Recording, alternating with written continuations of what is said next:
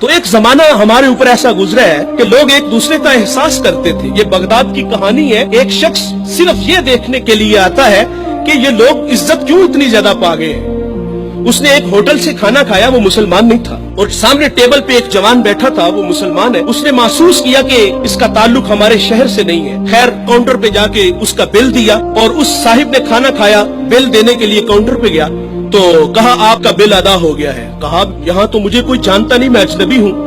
کہا ایسے ہی ہے, ایک مسلمان تھا اور اس نے آپ کا بل دیا اور چلا گیا. رکا اس لیے نہیں کہ آپ شکریہ کے لیے آگے بڑھیں گے, تو اس نے یہ بھی اپنے لیے مناسب نہیں سمجھا کہیں یہ نفس کی غذا نہ بن جائے. وہ اس بات سے متاثر ہوا. پھر ایک دکان پہ گیا, اسے کوئی چیز چاہیے تھی. جب دکان پہ گیا تو اس نے کہا یہ چیز مجھے چاہیے, قیمت طے ہوئی. تو دکاندار پتہ کیا کہتا ہے, وہ کہتا ہے بھائی اسی معیار کی اسی قیمت میں وہ جو سامنے دکان ہے, اگر یہ چیز تم اس سے خرید لو تو تمہیں کوئی اس پہ اعتراض تو نہیں. کہا مجھے چیز چاہیے. وہ سامنے دکان پہ گیا, اس نے وہ چیز خریدی, خرید کے جانے لگا. لیکن یہ تجسس تھا, اس نے ایسا مجھے کیوں کہا, یہ خود بھی تو نفع لے سکتا تھا, فائدہ تو اسے بھی ہو سکتا تھا, لیکن اس نے مجھے اس کے پاس کیوں بھیجا. دوبارہ پھر پلٹتا ہے اور آ کے کہتا ہے بھائی وہی معیار ہے, وہی قیمت ہے, لیکن اس کے پاس بھیجنے کا مقصد کیا تھا تیرا.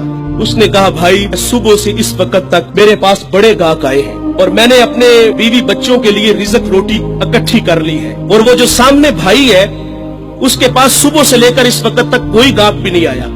تو میری آرزو تھی کہ تو اس سے جا کے خرید لیتا تاکہ وہ بھی اپنے بچوں کے لیے رزق روٹی لے جاتا.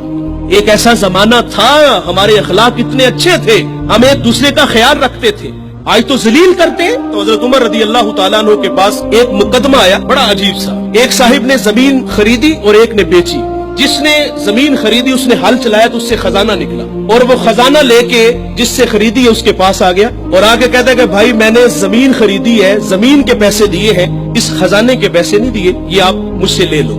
اور جس نے بیچی ہے وہ کہتا ہے بھائی یہ تمہارے مقدر, یہ میں نہیں لوں گا, یہ تمہارے ہی ہیں. ان کا آپس میں تنازع ہوا, حضرت عمر کے پاس آ گئے.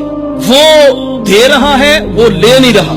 آج بھائی بھائی ایک انچ پہ ایک دوسرے کو قتل کر رہے ہیں. آج ایک انچ پہ بھائی جیونا مرنا ختم کر رہے ہیں اپنے بھائی سے. اپنی اولادوں کو بھی نصیحت کر کے جاتے کہ چچا کو منہ نہیں لگانا. اور ادھر کیا ہے جو رسول اللہ نے اخوت کا درس دیا تھا ان قوم کو, ان لوگوں کو, اور وہ کتنے اچھے لوگ ہیں, وہ خزانہ دے رہے, وہ لے نہیں رہا. حضرت عمر رضی اللہ تعالیٰ عنہ کے پاس فیصلہ آیا تو آپ نے فرمایا تم دونوں صاحب اولاد ہو. کہا ہاں. ایک نے کہا میری بیٹی ہے, جس نے زمین بیچی تھی اس کی بیٹی تھی, جس نے خریدی تھی اس کا بیٹا تھا. کہا دونوں کا نکاح کر دو, اور وہ جو خزانہ ہے وہ بیٹی کو جہیز میں دے دو تاکہ وہ خزانہ دوبارہ اس کے پاس چلا جائے.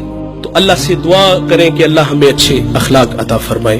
اس ویڈیو کو شیئر ضرور کیجئے, ہو سکتا ہے آپ کے ایک شیئر سے یہ بات کسی کے دل میں اتر جائے. جزاک اللہ.